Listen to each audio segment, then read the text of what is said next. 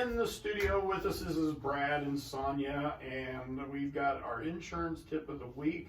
We've missed you guys. We must be in here. Yeah, it seems like a month ago. It was We three saw you. 3 weeks. Yeah, Yeah. something like that. Y'all look great though. Did you ever get it by any chance, Brad? Get what? No. See, there you go. What are we talking about here? He doesn't get it. As we move along, Yeah. what's the tip this week? Well, we've had this come up a lot this year. Okay. The situation is you own a business, okay? But because of what's happened with all the multiple issues of 2020, that business is not very active, or you can't do that. So they're starting a new business. Okay. Okay. And a lot of times we're the last ones to hear about this. Always. Yeah. And there's some really important things to consider whenever you do that. Okay. So we're talking about combinability of different entities of businesses into an insurance policy. Oh, And so- good point. One of the major issues that we run across is, one of our biggest examples is oil and gas consultants, because we have so many of them. And then when the prices went down, these were the first guys to basically get furloughed. Okay. So what do? They have pickups, they have trailers, they start a hot shotting business. Okay. But they don't tell us about the hot shotting business. But these are what we consider non-combinable businesses because they're too far removed from one another.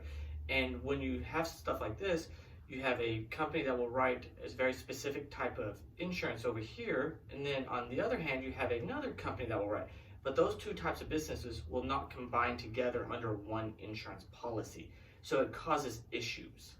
Now, on the other hand of that, we do have other companies that are very combinable.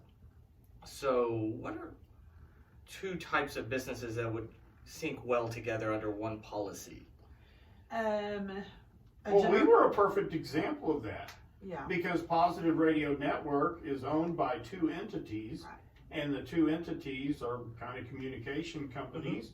And so, like, Stacy and I have the parent company, and then the other entity, and the Positive Radio Network with the two radio stations. Right. So y'all were able to put a blanket coverage over it because we're the same thing. That is a Exactly. perfect That's example. exactly. Another thing that you see a little bit is you have somebody that was a general contractor or a home builder, Mm-hmm. and then they decide to be an artisan contractor, or vice versa, the other way around. Artisan contractors going to GC, yeah. Yeah, they're very similar.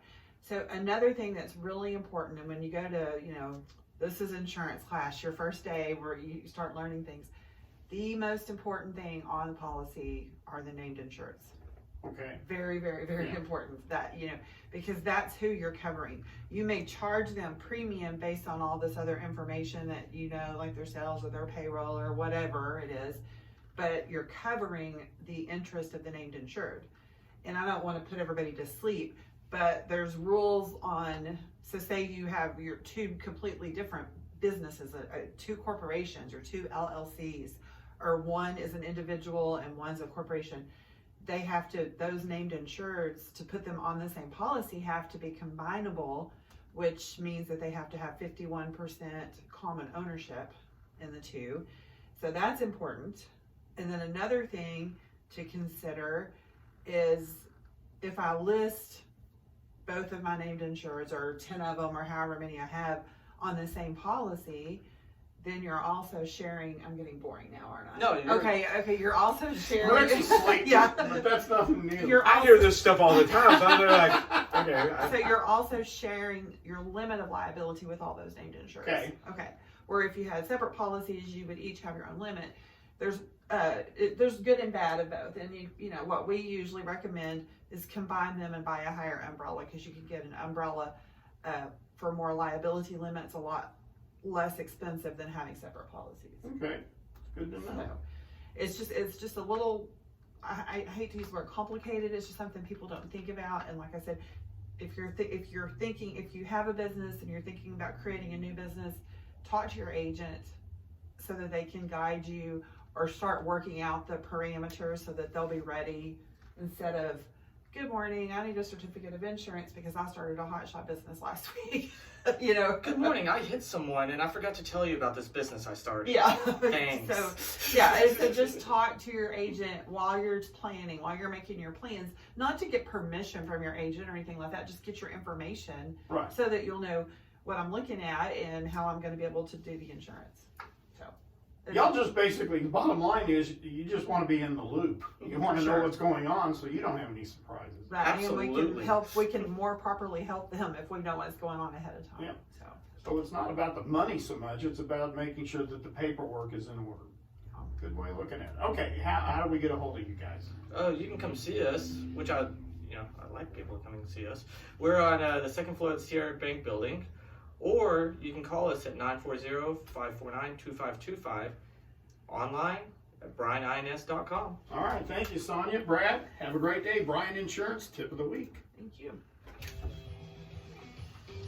Excellent. Imagine somebody starting a business, not even talking Happens, about it. Oh, it happens all the time. all the time. Crazy. All the time.